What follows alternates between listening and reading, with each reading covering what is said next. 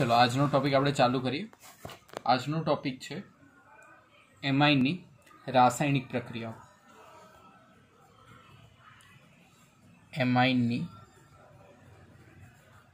રાસાયણિક પ્રક્રિયાઓ।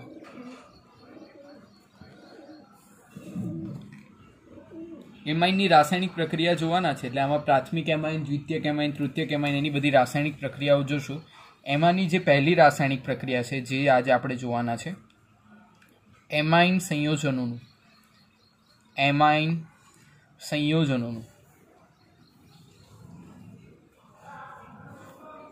બેઝિક લક્ષણ। એમાઇન સંયોજનોનું આપણે શું જોવાના છે? બેઝિકતા। જે બેઝિકતા છે એનું લક્ષણ આપણે જોવાના છે। જસ્ટ લાઈક આપણે ચર્ચા કરી શકીએ કે આ જે બેઝિક લક્ષણ છે એમાઇનના જે બેઝિક લક્ષણની હું તમને જે વાત કરી રહ્યો છું એ બેઝિક લક્ષણમાંથી એ બેઝિક લક્ષણવાળો જે ક્વેશ્ચન છે છેલ્લા 20 વર્ષમાં પેપર બોર્ડના જોશો તો 10 વર્ષના પેપરમાં એ ક્વેશ્ચન દેખાશે। ગયા બોર્ડમાં 3 માર્કનો ક્વેશ્ચન પૂછાયો હતો। કઈ રીતે ક્વેશ્ચન પૂછાય છે હું તમને બતાવીશ। એક જ લીટીનો આન્સર હોય પણ કઈ રીતે એનું લખવાનું એના માટે આખો આજનો લેક્ચર જો સમજાય તો જ તમે લખી શકશો, નહીં તો લખી ના શકો। લોજિકલ ક્વેશ્ચન હોય 3 માર્કનો ક્વેશ્ચન આમાંથી 110% હોય છે। 3 માર્કનો ના હોય તો 2 માર્કનો, 3 અથવા 2 માર્કનો એક ક્વેશ્ચન આમાંથી પૂછાય છે, બરાબર। એટલે બેઝિકતા ખૂબ અગત્યની છે। એટલે સમજાયેલો હોય તો જ ટોપિક તમે બેઝિકતા લખી શકશો, અધરવાઇઝ લખી શકો નહીં, બરાબર। તો આપણે આજે એમાઇન સંયોજનોનું જે બેઝિક લક્ષણ છે એ જોવાનો પ્રયત્ન કરીશું, બરાબર। તો પહેલાં આપણે થિયરી સમજવાનો પ્રયત્ન કરીએ કે ભાઈ જસ્ટ લાઈક RNH2 છે, એ RNH2ની આપણે કોઈ પણ તમારી બુકમાં HX લખ્યું છે, હું કહું જો HCl સાથે પ્રક્રિયા કરીએ તો આ પ્રક્રિયાના અંતે બનશે શું? RNH3Cl, N+ હોય ને Cl- હોય, બરાબર। અને આ પ્રક્રિયાની પાછી અગર જો આપણે OH- સાથે પ્રક્રિયા કરીએ તો એ પાછું RNH2 અને વોટરના ફોર્મમાં બહાર આવશે। આ OH અને એક H બંને ભેગા થઈને શું બનાવશે? પાણી બનાવશે, બરાબર। સાથે સાથે આ RNH2 જે છે એની તમે પાણીની સાથે પ્રક્રિયા કરો તો at end of the day એમાંથી બનશે RNH3 પ્લસ OH-, આવું કંઈક બનશે, બરાબર। તો આના ઉપરથી આપણે જો KB એટલે કે જે આપણે ઇંગ્લિશમાં જેને 11માં યાદ હોય તો તમને કહેતા હતા ડિસોસિએશન કોન્સ્ટન્ટ। શું કહેતા હતા? ડિસોસિએશન કોન્સ્ટન્ટ એટલે કે જે એકબીજાથી દૂર જતું હોય, બરાબર, જે અચળાંક હતો જેને કહેવામાં આવતું હતું ડિસોસિએશન કોન્સ્ટન્ટ, જે લુઈસ બેઝ, બરાબર, લુઈસ બેઝ માટેના જુદા જુદા જે મૂલ્યો હોય એ સંયોજનો પર આધાર રાખતું હોય, બરાબર। એટલે જે ડિસોસિએશન કોન્સ્ટન્ટ જે છૂટા પડતા હોય, કેબીનું મૂલ્ય શું હતું યાદ કરો? મેં 11માં તમને કરતા શીખવાડ્યું હતું, જે નિપજ હોય ભાગ્યા શું હોય? RNH3 into OH- upon RNH2। પાણી તમારે લખવું હોય તો લખી શકો, પાણીને આપણે જનરલી શું કરતા હોઈએ છીએ? ઇગ્નોર કરતા હોઈએ છીએ, બરાબર। તો આ રીતે તમે એનું ડિસોસિએશન KB ફાઇન્ડ કરી શકો, બરાબર। જેટલું કેબીનું મૂલ્ય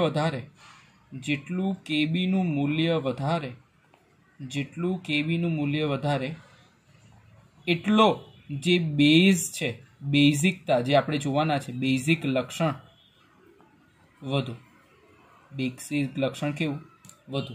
એટલે જો કેબીનું મૂલ્ય વધારે, જેટલું કેબીનું મૂલ્ય તમને વધારે મળે એટલું બેઝિક લક્ષણ તમને વધારે જોવા મળે, બરાબર છે। હવે જો આગળ તમે જાઓ તો બીજી વેલ્યુ આવશે PKB। તમારી બુકમાં પણ આપ્યું છે, જોશો તો તમને ખબર પડશે PKB। તો PKB બરાબર થશે -log KB। શું થશે? -log KB। આ પણ 11માં સૂત્ર આવી ગયું છે। હવે જો PKBનું મૂલ્ય log KB પર જ હાથ રાખે છે, પણ એ બંને વચ્ચેનો જે સંબંધ છે નેગેટિવ છે। એટલે કેબીનું મૂલ્ય જો વધારે તો બેઝિક લક્ષણ વધારે, પણ જો કેબીનું મૂલ્ય વધારે તો નેગેટિવમાં વધે, એટલે નેગેટિવમાં વધે એટલે PKBનું ઓછું થાય, બરાબર। એટલે બંને એકબીજાને ઉલટા છે। એટલે આના ઉપરથી કહી શકાય કે PKBનું મૂલ્ય પીકેનું બીનું મૂલ્ય જેટલું વધારે એટલું બેઝિક જે લક્ષણ છે એ શું થશે? ઓછું થશે. એટલે પીકે બી ને કેબી ને એકબીજા કરતાં ઉલટો સંબંધ છે. બરાબર. ચલો હવે એક આપણે નાનો ક્વેશ્ચન કરીએ કે ભાઈ ક્વેશ્ચન એવો પૂછાય કે તમારી પાસે આપ્યો છે NH3 અને RNH2, તો આમાંથી કોણની બેઝિકતા વધુ કોની? આવો કંઈક ક્વેશ્ચન પૂછ્યો હોય તમને. બરાબર. તો તમે જાણો છો કે NH3 છે તો NH3 હિસાબથી આપણે એવું કહી શકીએ કે NH3 એટલે નાઇટ્રોજનની સાથે કેટલા હાઇડ્રોજન જોડાયેલા હોય? 3 હાઇડ્રોજન જોડાયેલા હોય. અને આવી એક લોન પેર તો હોય જ. સાથે સાથે RNH2 જો જોવા જઈએ તો અહીંયા પણ એક લોન પેર રહેવાની. બરાબર. પણ અહીંયા મેં કાલે તમને સમજાવ્યું એમ આ R પાસે જે આ ઇલેક્ટ્રોન છે એ ઇલેક્ટ્રોન જે છે એ ઇઝીલી નાઇટ્રોજનને ડોનેટ કરી દેશે. નાઇટ્રોજનને R એ ઇઝીલી ડોનેટ કરી દેશે, એ એનો ઇલેક્ટ્રોન ઇઝીલી આપી દેશે.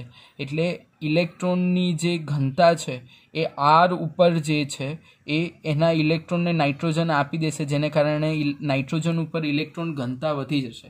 અહીંયા તો કશે R કોઈ છે જ નહીં, બધા હાઇડ્રોજન એકલા અટુલા છે. એટલે આ ઇઝીલી એનો ઇલેક્ટ્રોન આપી દેશે ને ઇલેક્ટ્રોન ઘનતા નાઇટ્રોજન પર વધારશે, જેને કારણે RNH2ની બેઝિકતા NH3 કરતાં વધુ છે. RNH2ની બેઝિક ક્ષમતા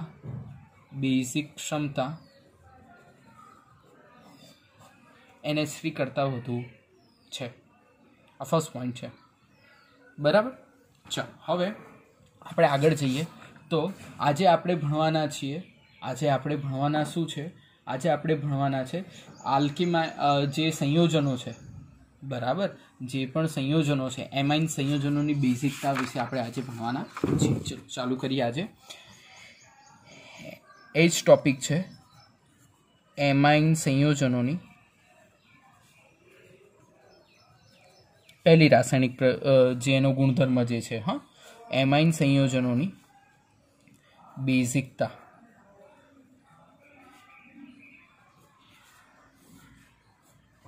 એમાઇન સંયોજનોની જો બેઝિકતા આપણે જો તપાસવાની ટ્રાય કરીએ તો એમાઇન સંયોજનોની જે બેઝિકતા છે એ વચ્ચે ખાસ કરીને 2 ટાઈપની હશે.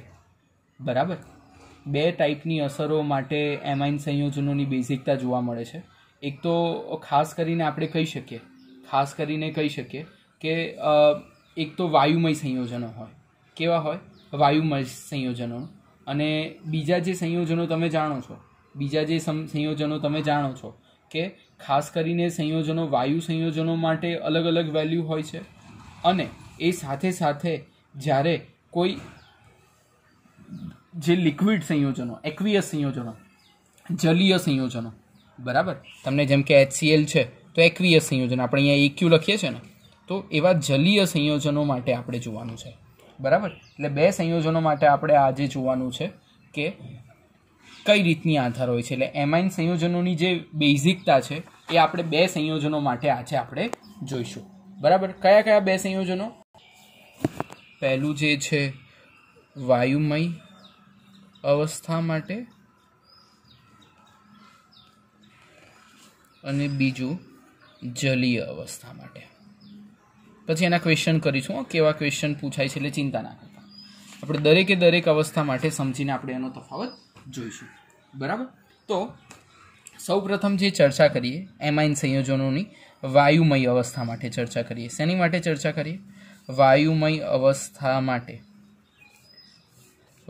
અવસ્થા માટે જો આપણે ખાસ કરીને લઈએ તો વાયુમય અવસ્થામાં જેમ કે તમારી પાસે સંયોજન હોય તો એક તો હોય RNH2. બરાબર. RNH2 નું સંયોજન હોય. ઓકે. બીજું જે સંયોજનો હોય એ હોય R નાઇટ્રોજન સાથે R2 જોડાયેલા હોય. અને ત્રીજું જે સંયોજન હોય આ ટાઈપનું સંયોજન હોય. એટલે કયા એમાઇન છે આપણે જોડે? પ્રાથમિક એમાઇન દ્વિતીયક એમાઇન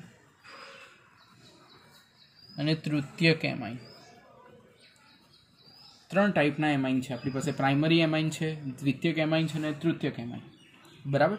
હવે વાયુમય અવસ્થા જોતા હોય ત્યારે આઈ ઇફેક્ટ જોવાની. કઈ ઇફેક્ટ જોવાની?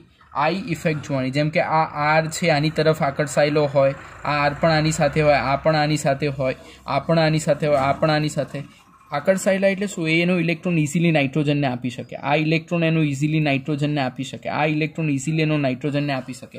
આ ઇફેક્ટને કહેવામાં આવે આઈ અસર. તમને 11માં આવતી હતી આઈ અસર. બરાબર. આર પાસે જે ઇલેક્ટ્રોન છે એ નાઇટ્રોજનને ઇઝીલી આપી શકે. આર પાસે એને આઈ અસર નિર્માણ કરે. જેટલી આઈ અસર વધારે એટલી એની બેઝિક અવસ્થા વધારે. એટલે અહીંયા સૌથી વધારે આઈ અસર જોશો તો અહીંયા 3 જગ્યા આઈ અસર છે. બરાબર. તો એ હિસાબે કહી શકો કે ટર્સરી એમાઇનની બેઝિકતા સેકન્ડરી એમાઇનની બેઝિકતા કરતાં વધારે અને સેકન્ડરી એમાઇન કરતાં પ્રાઇમરી એમાઇનની બેઝિકતા વધુ. એટલે આવો ક્રમ આવશે. 3 degree greater than 2 degree greater than 1 degree. આ ટાઈપનો ક્રમ તમને જોવા મળશે. ક્યારે? વાયુમય અવસ્થામાં આઈ ઇફેક્ટ હોય. બરાબર. સમજાય છે? ચાલો હવે વાયુમય અવસ્થા પછી બીજી આવશે જલીય અવસ્થા. કઈ અવસ્થા આવશે? જલીય અવસ્થા.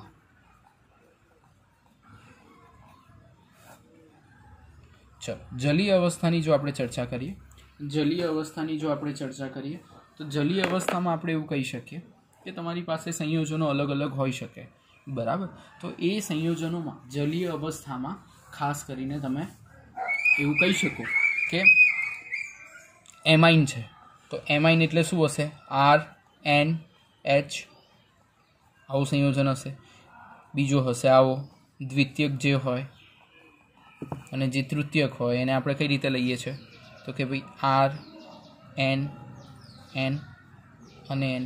જલીય અવસ્થા એટલે એની અંદર નાખવાનું શું? જલીય અવસ્થા એટલે નાખવાનું શું? પાણી નાખવાનું. એટલે આ છે પ્રાઇમરી એમાઇન, આ છે દ્વિતીય એમાઇન અને આ છે તૃતીયક એમાઇન. પ્રાઇમરી એમાઇન છે. જલીય અવસ્થામાં તમારે નાખવાનું શું? અંતે નાખવાનું શું? અંતે નાખવાનું હોય પાણી. શું નાખવાનું હોય? પાણી. એટલે આ રહ્યું પાણી. અહીંયા લઈએ તો આ પણ હોય પાણી. અહીંયા લઈએ તો જેટલા હાઇડ્રોજન બંધ હોય એટલું પાણી એની અંદર એડ થઈ શકે અથવા પાણી એની સાથે મિક્સ થઈ શકે. જેમ કે અહીંયા હાઇડ્રોજન છે તો અહીંયા પાણી એટલે કે H2O તમે એડ કરી શકો. પાણી ક્યારે એડ કરી શકો? જ્યારે જેટલા હાઇડ્રોજન બંધ હોય. આર પાસે પાણી એડ કરી શકો? ના કરી શકો. અહીંયા પાણી એડ કરી શકો? ના કરી શકો. અહીંયા હાઇડ્રોજન છે જ નહીં તો તમે પાણી કઈ રીતે એડ કરશો? તો આ સંયોજનો પરથી આપણે એવું કહી શકીએ કે પાણી તમને એડ કરવા માટે જે દ્રાવ્યતા છે, જેટલી દ્રાવ્યતા એટલે પાણીની જે દ્રાવ્યતા જેટલી વધુ, પાણી જેટલું વધારે ઓગળી શકે એટલી એની બેઝિકતા વધારે. આમાં એક કેટાયનનો પણ કન્સેપ્ટ જે કહે છે, નાઇટ્રોજનની જે કેટાયન બનવાની જે સ્થાયીયતા છે એ જેટલી વધુ, કેટાયન બનવાની જે સ્થાયીયતા જેટલી વધુ એટલી એની બેઝિકતા વધારે. બરાબર. તો આ ઉપરથી એવું કહી શકાય કે પ્રાઇમરી એમાઇનની બેઝિકતા વધુ, પછી આવશે સેકન્ડરી એમાઇન અને પછી આવશે ટર્સરી એમાઇન. બરાબર. તો આ ટાઈપનો ઓર્ડર આપણને જોવા મળશે. પ્રાઇમરી, સેકન્ડરી અને ટર્સરી. ઓકે. જ્યાં વોટર આવી રીતના ફોર્મેશન લઈને પ્રાઇમરી કરતાં સેકન્ડરી કરતાં ટર્સરી એમાઇનની બેઝિકતા છે એ વધારે તમને જોવા મળશે. બરાબર.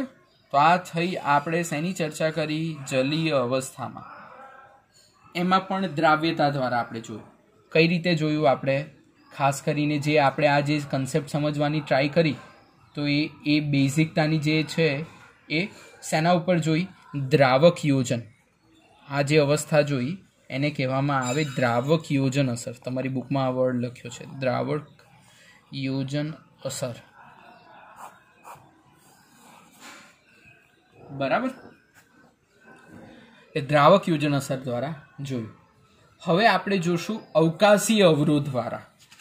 હવે આપણે શું જોશું?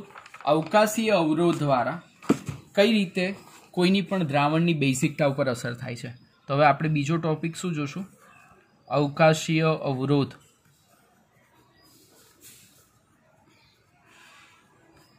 મુજબ બેઝિકતા.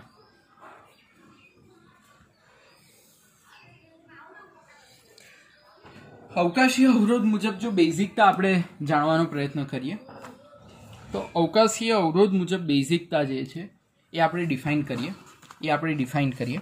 તો અવકાશીય અવરોધ મુજબ પહેલાં તો તમને અવકાશીય અવરોધ શું એ પહેલાં મને સમજાવવું પડશે તમને. બરાબર, તો પહેલાં હું એક્ઝામ્પલ લઈ લઉં છું, પછી તમને સમજાવું. આરની સાથે એન, એચ, એચ, એનની સાથે આર, આર અને એચ, અને આની સાથે એનની સાથે આર, આર અને આર. આ ટાઈપના સંયોજનો છે. આ ટાઈપના સંયોજનો 3 સંયોજનો છે. પહેલો જે છે એ છે પ્રાઇમરી એમાઇન, બીજો જે છે એ છે દ્વિતીયક એમાઇન, અને ત્રીજો જે છે એ છે ટર્સરી એમાઇન. પણ આમાં ખાસ કરીને જલીય દ્રાવણ માટે છે, જલીય દ્રાવણ માટે જ આ અસર છે. ખાસ કરીને એ લખવું બહુ જરૂરી છે કે કયા માટે કઈ અસર વપરાય છે. તો એના પરથી જ આઈડિયા આવે કે ક્યાં શું લખવાનું છે. બરાબર, તો આ સંયોજનો માટે આપણે ખાસ કરીને જોઈ રહ્યા છે તો આપણને સમજાશે કે અવકાશી અવરોધ. હવે હું તમને સમજાવું અવકાશી અવરોધ શું છે. આ આર છે, આ આર છે એ મેળામાં થતી ભીડ છે એવું સમજો. શું છે? મેળામાં થતી ભીડ. મેળામાં જ આવો છો ને ફરવા, તો આ મેળામાં થતી ભીડ છે. ને આ એન છે એ દુકાન છે જ્યાં તમારે જવું છે. અહીંયા તમારે આ તમે છો, આ 3 જગ્યાએ તમે છો, ને આ આર છે એ ભીડ છે, ને આ નાઇટ્રોજન એ દુકાન છે જ્યાં તમારે જવું છે. તો આ ભીડમાંથી તમે ગમે એટલી ટ્રાય કરશો પણ તમે ઇઝીલી નાઇટ્રોજન પાસે પહોંચી નહીં શકો. આ તો ચાલો આ આર છે એટલે તમે અહીંયાથી બી કંઈક રસ્તો કાઢો, પણ અહીંયાથી એ રસ્તો બંધ, ને અહીંયાથી પણ રસ્તો બંધ, અહીંયાથી પણ બંધ, અહીંયાથી બંધ, અહીંયા બધી જગ્યાએથી રસ્તો બંધ. કારણ કે આજુબાજુ ભીડ છે ને નાઇટ્રોજન સુધી પહોંચવું હોય તો અવરોધ ઉત્પન્ન કરશે. કોણ અવરોધ ઉત્પન્ન કરશે? આર. કોણ અવરોધ ઉત્પન્ન કરશે? આર. ચલો અહીંયા તો આર ઓછો છે એટલે અવરોધ ઓછો નિર્માણ કરશે. એટલે અવરોધ જેટલો ઓછો એટલી એની બેઝિકતા વધારે. બહુ યાદ રાખજો, બહુ અગત્યનું છે. અવરોધ જેટલો ઓછો. અહીંયા આર એક જ છે એટલે સૌથી વધારે જે બેઝિકતા છે એ કોની આવશે? પ્રાઇમરીની આવશે. પછી 2 આર છે એટલે હજુ એની પાસે રસ્તો છે એટલે પછી આવશે સેકન્ડરી, અને પછી આવશે ટર્સરીની. શેની વાત કરી? અવકાશી અવરોધ માટેની. બરાબર, ખૂબ અગત્યનો પ્રશ્ન. આમાંથી ઘણું પૂછી લેતા હોય છે. તો વ્યવસ્થિત યાદ રાખજો. બરાબર, ચાલો હવે જલીય દ્રાવણો માટેની વાત ચાલી રહી હતી તો આપણે 2 મુજબ મેં તમને સમજાવ્યું કે એક તો જલીય દ્રાવણમાં ખાસ કરીને દ્રાવક યોજન અસર મેં તમને સમજાવી કે ભાઈ પાણી જેટલું મિક્સ થઈ શકે, અને બીજું અવકાશીય અવરોધ.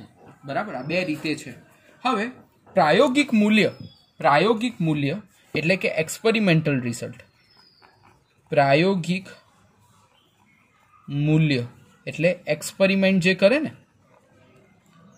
એક્સપેરિમેન્ટ્સથી એવું કંઈક જાણવા મળ્યું કે જ્યારે ઇથાઇલ ગ્રુપ લેતા હોય. કયું ગ્રુપ લેતા હોઈએ? ઇથાઇલ ગ્રુપ લેતા હોઈએ એટલે આપણી પાસે જે છે આ તો પ્રાઇમરી, સેકન્ડરી, ટર્સરી છે. બરાબર, પણ આરની જગ્યાએ હવે શું લીધું આપણે? ઇથાઇલ. જસ્ટ લાઈક હું તમને કહું કે C2H5 છે અને એનની સાથે તો જે એચ છે એ એચ જ રહેવાના.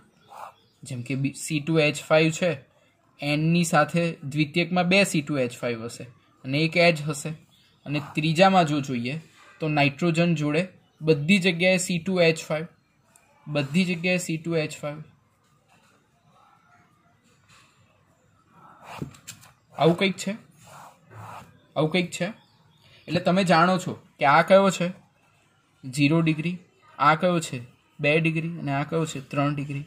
જ્યારે પ્રાયોગિક મૂલ્યો કરવા બેઠા, જ્યારે પ્રયોગો કરવા બેઠા, જ્યારે એક્સપેરિમેન્ટ કરવા બેઠા, ત્યારે જણાયું કે સૌથી વધારે બેઝિકતા જે છે એ 2 ડિગ્રીની છે, 2 ડિગ્રીની છે. કયા કેસમાં? ખાલી ઇથાઇલમાં, ખાલી ઇથાઇલમાં, બીજા કોઈમાં નહીં, ઇથાઇલ સમૂહમાં. પછી આવે છે સેકન્ડ ડિગ્રી, પછી આવે છે 3 ડિગ્રી, પછી આવે છે 1 ડિગ્રી, પછી આવે છે 1 ડિગ્રી. ખૂબ અગત્યનો પોઈન્ટ, આમાંથી જ ક્વેશ્ચન પૂછાય છે. ઇથાઇલ ગ્રુપમાં બેઝિકતા સૌ પ્રથમ સેકન્ડ ડિગ્રીની વધારે, પછી 3 ડિગ્રીની વધારે અને પછી પ્રાઇમરીની વધારે. એ જ જ્યારે કિસ્સો જ્યારે C2H5 ની જગ્યાએ CH3 નો, એટલે એને કહેવામાં આવે મિથાઇલ. કયું ગ્રુપ કહેવામાં આવે? મિથાઇલ. જ્યારે મિથાઇલ ગ્રુપ લો એટલે મિથાઇલ એટલે CH3NHH, CH3N. હવે અહીંયા 2 CH3 થઈ જશે અને અહીંયા કેટલા થઈ જશે? અહીંયા કેટલા થઈ જશે? CH3 અને CH3, 3 થઈ જશે. બરાબર. તો આ રીતે જો જોવા જઈએ તો આ છે પ્રાઇમરી, આ છે સેકન્ડરી ને આ છે ટર્સરી. તો જ્યારે ઇથાઇલમાં તમને આ ક્રમ જોવા મળ્યો, જ્યારે મિથાઇલમાં જ્યારે બધા એક્સપેરિમેન્ટ કર્યા ત્યારે એમાં જે ક્રમ જોવા મળ્યો એ તો ફિક્સ જ હતો, કે મિથાઇલમાં શું હતું 2 ડિગ્રી તો પહેલા જ, 2 ડિગ્રી તો આમાંય પહેલા ને આમાંય પહેલા, પણ આમાં પહેલા પ્રાઇમરી આવ્યું અને પછી 3 ડિગ્રી આવ્યું. ખૂબ અગત્યનો પોઈન્ટ, ખૂબ અગત્યનું. આમાંથી એક ક્વેશ્ચન હશે 3 માર્કમાં. કેવા ક્વેશ્ચન પૂછે હું કરાવું છું તમને. બરાબર. એટલે મિથાઇલ અને ઇથાઇલ. હવે હું આને કેવી રીતના યાદ રાખું છું ખબર? જસ્ટ લાઈક 2 ડિગ્રી તો બંનેમાં છે જ, બંનેમાં 2 ડિગ્રી જ પહેલાં આવશે, મિથાઇલ ને ઇથાઇલમાં. પછી ઇથાઇલ એટલે મોટો, કારણ કે કાર્બન 2 છે એટલે પહેલાં 3 ડિગ્રી લખી દેવાનું, અને મિથાઇલમાં 1 કાર્બન એટલે પહેલાં નાનો આવે બીજા પછી. એટલે ઇથાઇલમાં 2 પછી 3 મોટો અને મિથાઇલમાં 2 પછી 1 નાનો. આવી રીતે હું યાદ રાખું છું. જો તમારે આવી રીતના યાદ રાખવું હોય તો થશે. બરાબર. તો ક્વેશ્ચન કઈ રીતે પૂછાય છે? હું તમને ક્વેશ્ચન લખીને બતાવું એટલે તમને આઈડિયા આવે કે આમાં ક્વેશ્ચનો કઈ રીતે પૂછાતા હોય છે ને તમારે આન્સર કઈ રીતે કરવાના હોય છે. બરાબર. ચાલો, ક્વેશ્ચન એવો કંઈક પૂછાતો હોય છે. જો ક્વેશ્ચન એવો પૂછાય કે નીચેનાને બેઝિકતા ક્રમમાં ગોઠવો. 3 માર્કમાં પ્રશ્ન, આ વખતે 12મામાં પૂછાયો હતો, 3 માર્કમાં જ પૂછાયો હતો. બરાબર. કયા માધ્યમમાં? જલીય દ્રાવણ. હા, એવું લખ્યું હોય કયા માધ્યમ માટે? જલીય દ્રાવણ માટે. બરાબર. તો જલીય દ્રાવણ માટે જો આપણે ખાસ કરીને કહેવા જઈએ તો CH3NH2, CH3 થ્રાઇઝેન અને CH3 ટ્વાઇઝેન. આવું છે. બરાબર. હવે જલીય દ્રાવણ હોય એટલે આપણે શું લખવાનું? CH3NH. આવું થશે. આનું ઉદાહરણ કહું છું. બધાને આપણે આવી રીતના ફોર્મેશન પાડવાના. CH3N, CH3 અને આમાં શું થશે? NH છે. અહીંયાથી આપણે આન્સર કર્યો છે. હા, અહીંયા શું છે? N છે એટલે N હિસાબે જો જોવા જશો તો આવશે શું? CH3 અને H. આ ટાઈપનું આવશે. તો જ્યારે જલીય દ્રાવણ હોય, જલીય દ્રાવણ અને એમાં પણ જ્યારે જલીય દ્રાવણ હોય ને મિથાઇલ ગ્રુપ જોડાયેલું હોય. કયું ગ્રુપ જોડાયેલું હોય? મિથાઇલ ગ્રુપ જોડાયેલું હોય. તો મિથાઇલ ગ્રુપ જોડાયેલા હોવાને કારણે મિથાઇલ ગ્રુપ જોડાયેલા હોવાને કારણે તમારે પહેલાં શું ચેક કરવાનું? મિથાઇલ ગ્રુપ જોડાયેલા હોવાને કારણે સૌથી પહેલાં આવશે શું આવશે? જુઓ, મિથાઇલ ગ્રુપમાં હમણાં જ જોયું ને આપણે 2 ડિગ્રી. સૌથી પહેલાં શું આવશે? 2 ડિગ્રી આવશે. પછી શું આવશે? 1 ડિગ્રી આવશે. એટલે પહેલાં આ, પછી શું? 1 ડિગ્રી, અને પછી કયું? 3 ડિગ્રી. સમજાય? એટલે આવી રીતે ક્વેશ્ચન કરવાના છે, બરાબર. હજુ એક ક્વેશ્ચન જોઈએ એટલે વધારે તમને સમજાશે. મતલબમાં વધારે આઈડિયા આવશે કે કઈ રીતે છે, બરાબર. ચાલો, CH3 thrice N, CH3 twice NH, CH3 NH2 અને પછી આવશે NH3. એટલે NH3 તો સૌથી છેલ્લો નંબર આપી દેવાનો. NH3 તો બિચારો પિક્ચરમાં ના આવે, સૌથી ઓછી બેઝિકતા એની NH3, બરાબર. પછી આનું જોઈએ તો શું છે? CH3 કેટલા જોડાયેલા છે નાઇટ્રોજન જોડે? 3 જોડાયેલા છે. અહીંયા જોઈએ તો CH3 કેટલા છે નાઇટ્રોજન જોડે જોડાયેલા? અહીંયા લખ્યું હોય વાયુ અવસ્થા. હા, આ તો લખ્યું જ હશે બધે કઈ અવસ્થા માટે. CH3 કેટલા જોડાયેલા હોય? 2. અને અહીંયા જો જોવા જાવ તો CH3NH, આ ટાઈપનું છે કોમ્બિનેશન, બરાબર. તો આ શું છે? 3 ડિગ્રી, આ શું છે? 2 ડિગ્રી, અને આ શું છે? 1 ડિગ્રી. વાયુ અવસ્થામાં આજે આપણે જોયું. વાયુ અવસ્થામાં શું હોય? વાયુ અવસ્થામાં શું હોય? પહેલાં આઈ અસર એટલે 3 ડિગ્રી, 2 ને પછી 1. તો આમાં પહેલાં શું આવશે?